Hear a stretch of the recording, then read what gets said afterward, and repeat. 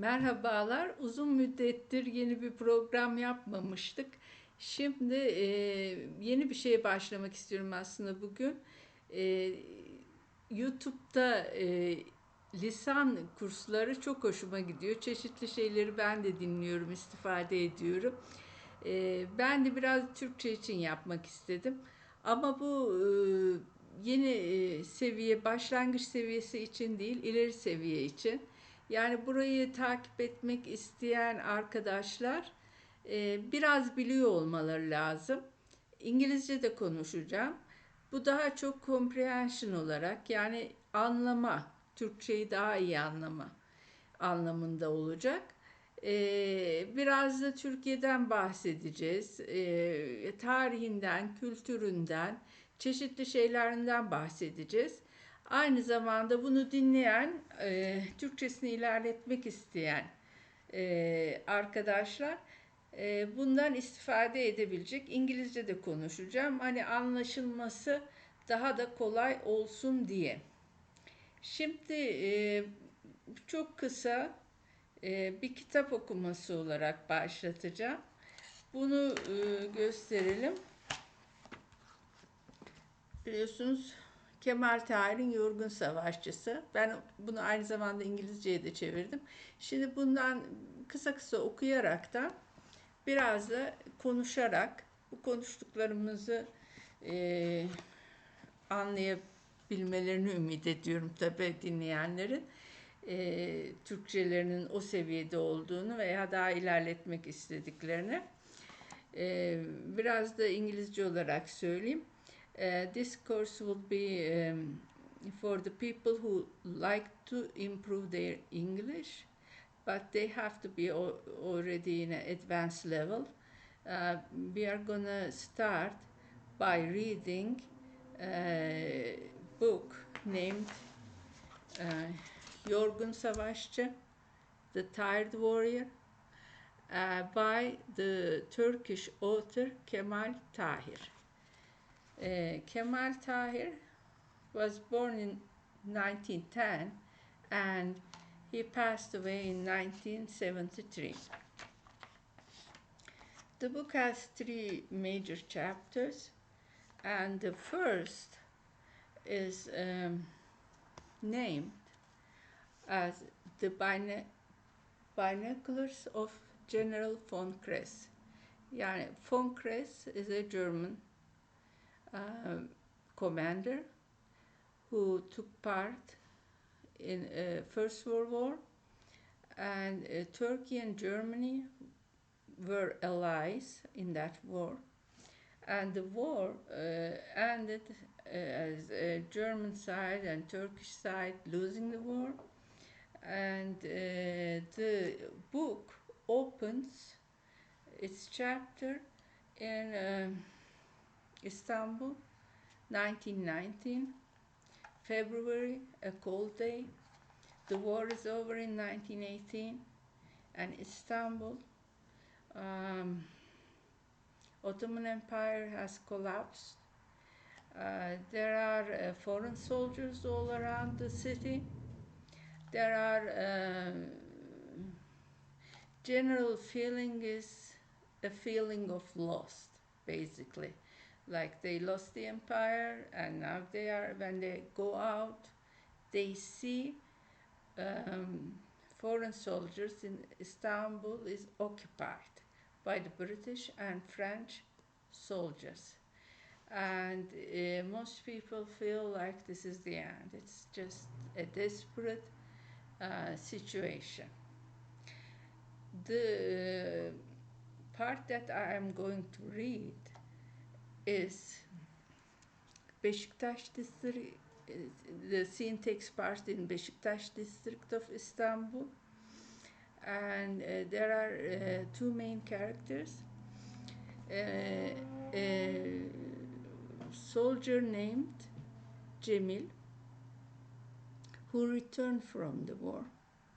Before First World War, there was Balkan Wars around 1911 and 12, and at that time he was there And after that, he had to go through the First World War.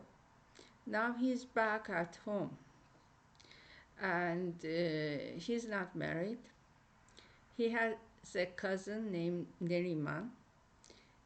He's talking to her in this scene, and they are cousins, but they are also having a love affair going on between them. In today's sensibilities, that doesn't happen anymore. People don't get married to their cousins, but at the time it was kind of normal in Turkey. Now, Neriman's mother is also at this house. They are all together, and Neriman was married before. She has a son named Enver, and Enver also lives in this house. So there are 4 people in the house, but an older lady, and who is Neriman's mom and Cemil's aunt, and Neriman, a young woman, a mother, Neriman's son Enver, and Cemil, who is a captain in the military, who was in the artillery, who was very successful in the military, and his friends nicknamed him as Cehennem. Cehennem means hell in English, because of those artillery fires. And in the war psychology, I don't know, they prefer to call him Cehennem. Like once he starts firing, it's kind of the end for the enemy. He was in Palestine before, in the wartime. So this starts in Istanbul in 1919, in February. It's a snowy day, and he's just in his living room with cousin and slash love interest, a young woman named Neriman. It starts like that. Filistin cephesindeki subay arkadaşlarının cehennem topçu dedikleri yüzbaşı Cemil, dürbünü indirmeden kısa kısa gülünce teyzesinin kızı Neriman gözlerini örgüsünden kaldırıp pencereden baktı. Neye güldünüz? Hiç. Kuzum, neye güldünüz? Batarya ateş diye bağırsaydım korkar mıydın? Ödüm kopardı. Dalmışım. Cemil dürbünü indirdi. Bizim bölükler karşı tepeye saldıracaklarmış da koruma ateşi açacakmışım gibi geldi. Nedir koruma ateşi? Düşman siperlerine gülle yağdırırsın, başlarını çıkarıp ateş edemezler. Neriman bir anda aldı. 31 Mart'ta toplarınızı oraya koymuştunuz, aklınızda mı? Duvardaki genç subay fotoğrafına bakıp gözlerini hemen indirdi. Nazmi'ye sormuştum, üstümüzden aşar mıydı mermileriniz diye. Aşardı. There's a lot going on just in the first page, so I'm gonna read it from English. Like, you can imagine the scene, an old home in Istanbul, and he's looking through the window. The artillery captain Cemil, who was nicknamed Cehennem by his officer friends in the Palestine front, laughed while still peering through his binoculars. His cousin Neriman took her eyes away from her knitting, örgü, she was knitting, and looked out of the window as well. And she's asking Cemil, like, what are you laughing at? It's nothing. Come on, darling, tell me, why did you laugh? Would you get scared if I yelled all of a sudden, charge? Like, he is back from the military, he's back from the war, and he is still in the military mentality, like his reflexes are quick, and if something happens, if he feels like he is in danger, he's ready to attack, he's ready to charge. And at that very moment, I think, looking from the through the window, he is in that kind of psychology that all of a sudden things change. Like he forgets he is in this living room. He thinks like he is over there in the warfield, and he imagines himself just all of a sudden yelling at his soldiers to attack. So he felt that way and he laughed at himself. Like, then the girl is like, Neriman is, why are you laughing? What's going on? And he explained the situation, and then he said, if I yelled like that, actually, would you get scared? She said, oh, yes, I would get scared. The expression that she used, ödüm kopardı. That's like something inside of me would break. I would be that scared. Then he says, dalmışım. Like, I was thinking about that stuff. I was just reminiscing, he explained, as he put his binoculars down. I thought our boys were on the offensive towards the hills, and I was supposed to give the order, defensive fire, to protect them. She says, what's defensive fire? Defensive fire, koruma ateşi. What's that? What's that supposed to mean? It is the bombarding of the enemy trenches with gunfire so that they duck and can't find an opportunity to fire. Düşman siperlerine gülle yağdırırsın. Gülle is like those big cannons. And they can't stand up. Başlarını çıkarıp ateş edemezler. They can't fire back to you. And Neriman bir an daldı. Now Neriman is thinking. Daldı means thinking like. And she's thinking about the past. She's thinking about the time when it was Abdülhamit's time, the famous Sultan, which ruled the country 33 years. And towards the end of his time, there was a revolution against him, and some people in the military tried to overpower him, and his forces tried to defend him. And this event is called March the 31st. They remember it, that period. And at that period, the location was important. If anyone has already been to Istanbul, they would know. In Beşiktaş area, there is Dolmabahçe Palace, which is very beautiful. And up on the hill, there's another palace. It's called Yıldız Palace. Yıldız means star.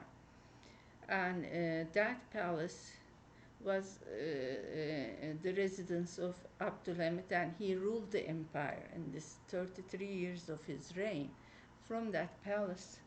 You might wonder why he didn't go to Dolmabahçe. Like, Dolmabahçe is so beautiful and by the water. He didn't probably use it that much because it was difficult to defend when you are just by the water, and it's such a huge palace.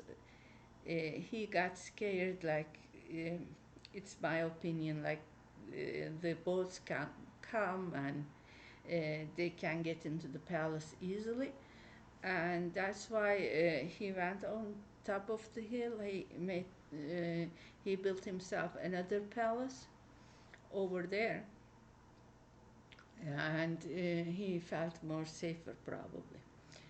And at that, now she's thinking about, Neriman is thinking about that palace, and the army guns in that region pointing towards the palace, and try to intimidate him. So she's asking, 31 Mart'ta toplarınızı oraya koymuştunuz, aklınızda mı? Duvardaki genç subay fotoğrafına bakıp gözlerini hemen indirdi. Nazmi'ye sormuştum, üstümüzden aşar mıydı mermileriniz diye. Now she's thinking about that. And she's also thinking about her dead husband. His name was Nazmi, and he died in the war, and his picture is over there.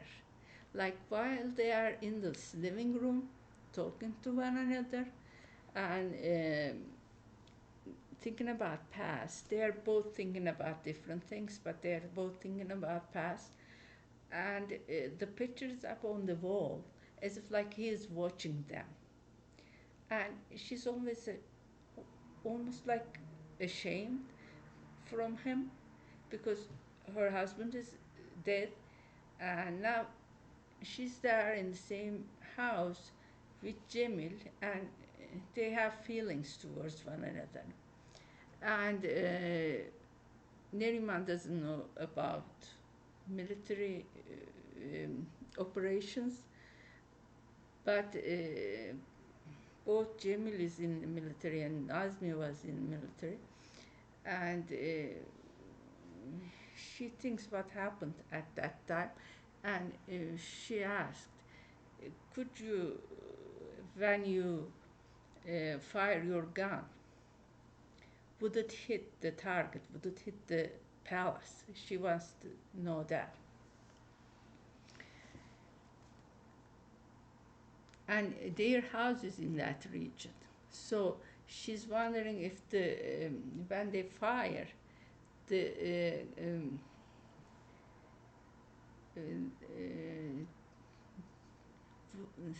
bombs would go over their head. And he says yes, aşardı. Aşardı means to go over. 31 Mart'ta toplarınızı oraya koymuştunuz, aklınızda mı? Duvardaki genç subay fotoğrafına bakıp gözlerini hemen indirdi. Nazmi'ye sormuştum, üstümüzden aşar mıydı mermileriniz diye. Aşardı. Yani el yordamıyla sigara paketini arayan Cemil de gözlerini fotoğraftan kaçırdı. Nazmi'nin topları soldaydı, benimkiler sağda. Abdülhamit'in muhafız tümeni çarpışmazsa diye kıvranıyordu Nazmicik. He also thinks about that same period. Now, they are both. What does it say in English? Neriman remembered the March 31st incident. You positioned your guns over those hills on March 31st, do you remember? She quickly glanced at the portrait of a young officer on the wall and said, I asked Nazmi, if they fired, would the bullets pass over our heads? They would, Cemil responded. He started to fumble for his cigarettes in his pocket while trying to avoid looking at the portrait. Nazmi's cannons were to the left and mine were to the right. Poor Nazmi was worrying about the enemy. He was saying, what if Abdülhamit's soldiers won't fight back? Now they are attacking and they are wondering if Abdülhamit will fire back. Did he want them to fight back? Neriman asked. Of course, he wanted to fight back. He wanted them to fight back, so that he would fire at the palace and Abdülhamit would watch his palace be demolished around him. Could he have destroyed the palace? I don't think so. We became artillerymen without even firing one shot. We didn't participate in any maneuvers before being sent to the war. A novice artilleryman likes to brag, even if he doesn't have any real experience. He just bullshits. He explained as he took a long drag from his cigarette. It has been 10 years since March 31st, when Nazmi was 22 and I was 23. Now, they continue to talk. I chose this book because there's a lot of dialogue, a lot of conversation. Like when it's very difficult to get into, it's too many things are going on, but it's also very interesting.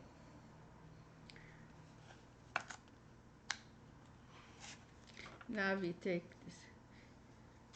I'm gonna read again so you can hear me. 31 Mart'ta toplarınızı oraya koymuştunuz. Aklınızda mı? You have put your guns over there. Duvardaki genç subay fotoğrafına bakıp gözlerini hemen indirdi. Nazmi'ye sormuştum. Üstümüzden aşar mıydı mermileriniz? Aşardı. El yordamıyla sigara paketini arayan Cemil de gözlerini fotoğraftan kaçırdı. Cemil doesn't want to see the picture either. Nazmi'nin topları soldaydı, benimkiler sağda. Abdülhamit'in muhafız tümeni çarpışmazsa diye kıvranıyordu Nazmicik. Nazmi was worried. Çarpışsın mı istiyordu? Çarpışsın ki birkaç mermi savurup herifin sarayını başına yıksın. Herif is not a polite way to talk about somebody, right? You can say adam, for example, a man. And if you say herif, it's not very polite. And he's using this word for Abdülhamit, like he wanted to demolish the palace on top of his head, he says. Çarpışsın ki birkaç mermi savurup herifin sarayını başına yıksın. And Neriman is asking, yıkabilir miydi? Can he demolish the palace? Sanmıyorum. I don't think so. Hiç mermi yakmadan topçu olduk biz. We didn't have any experience. Manevra bile görmemiştik. Acemi topçu palavracıdır. Cigarayı, palavra, you know the word, it means word, like parole, like in French. Palavra in Turkish also. It's just words. Like there was a song, parole, parole, in the French song. Like you talk, but it doesn't mean anything really. So the first-time soldiers, they like to brag about it. Oh, this happened or that happened. I will do this. I'm sure we are gonna get that. But, you know, they really don't know anything. Sigarayı derin derin çekti. Now they say cigara here. Not sigara, cigarettes. Sigara in normal Turkish, but in the book he says cigara. Cigara is more like colloquial way of talking. And derin derin çekti. He's inhaling it to his lungs. Inhaling the smoke. 10 yıl geçti 31 Mart'tan bu yana. It has been 10 years since March the 31st incident. Nazmi rahmetli 22'sindeydi. He was 22. And he's referring to Nazmi rahmetli. Rahmetli, when we use this word for someone, it means he is dead. And when we're using this word, we hope God's mercy on him. Rahmet is mercy in Arabic. Rest in peace, for example. In English we say rest in peace. In Turkish it's rahmetli. We wish rahmet for the dead ones. Demek ben 23'ündeymişim. Like he's calculating. Oh, he was 22 and I was 23. Ya ben? Now Neriman is asking. Ya ben How old was I? Sen mi? Cemil dürbünü bıraktı. Saçlarını tutup Neriman'ın başını yavaş yavaş büktü. Like holding her. Dur bakayım. 16'na yeni girmiştin güzelim. You were just 16. Çekme. Ay saçlarım. Neriman biraz direndi. Sonra gözlerini kapayarak kendisini bıraktı. Öpüş uzayıp soluğu kesilince inleyerek ağzını kurtardı. Delirdiniz mi Cemil abi? Abi demeyecektin ya. Bırakın biri içeri girse. Annem anladı valla. Bu soğukta her gün yıkanmak neyin nesi dedi geçen de. Temizlik imandan diyemedin mi? Evleniyoruz deseydin. Bırak saçlarımı. Now the love scene. Now Neriman is asking, how old was I? How old were you? He put his binoculars down and put his hand under her chin and he gently tilted her face towards him. Let's see. You were just turning 16 and beautiful as always. He pulled her face closer to his. Don't do that, Neriman protested at first, but then she eventually gave in and let him kiss her.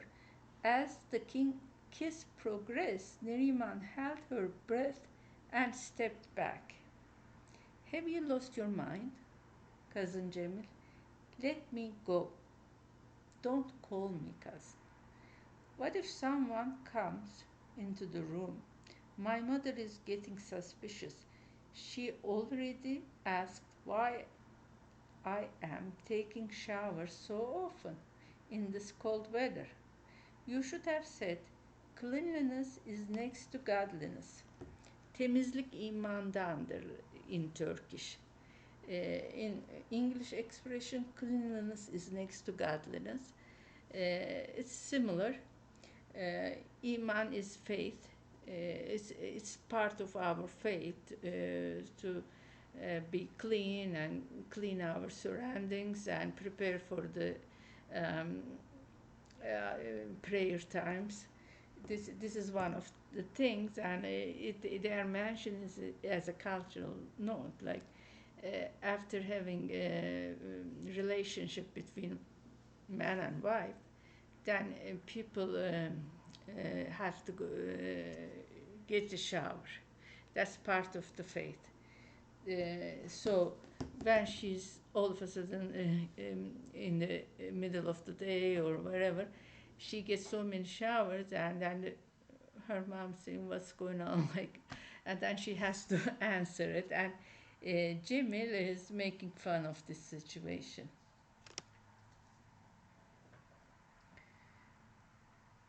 You could have announced that we were getting married, he says, like as if like she could have said to this to her mom right away.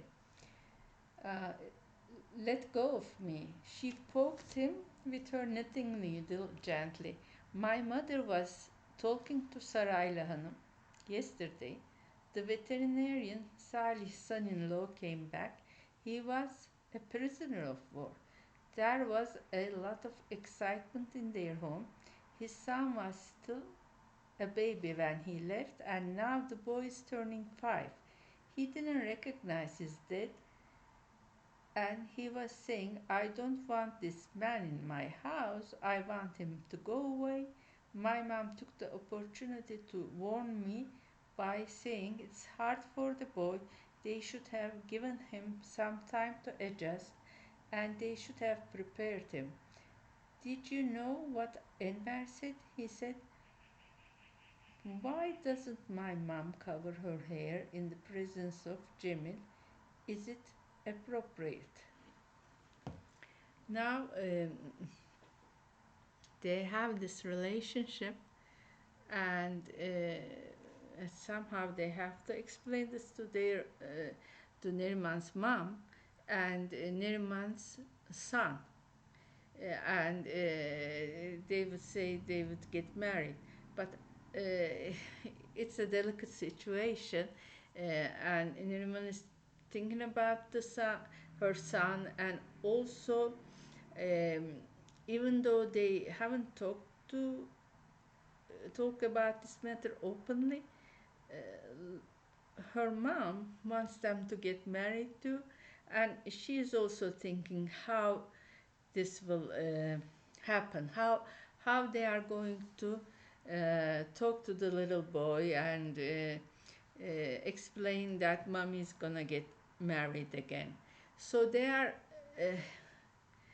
not talking about this openly to one another, the mother and daughter, but what they are doing is the mother is talking to about this. She's giving an example from another family, and for that part I'll do it another video because it's half an hour now. So I hope you enjoyed it. It is like learning about Turkish, understanding, and history, culture, Istanbul, families, love affair, wars, and peacetime. There are a lot of topics in this book. I hope you'd enjoy it. See you next time. Bye.